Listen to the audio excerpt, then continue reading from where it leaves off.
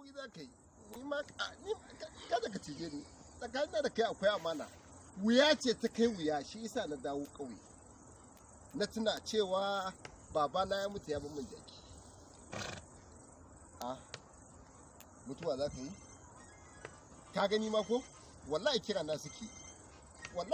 suke kuma ni ba na gaya muku ni ba wahalar da ta koyon da ka binni ita na zo na tara a ƙauye yanzu mu tafi gaskiya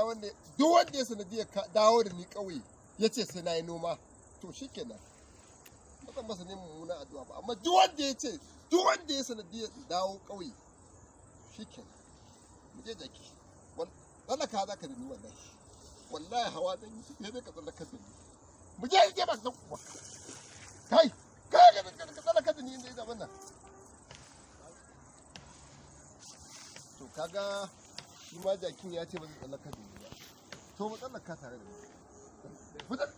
ba ka tafi je ka tare je ka kai gaddama ta kare sanda mun haɗu da shugaban gaddamammu mun kasa je kada Allah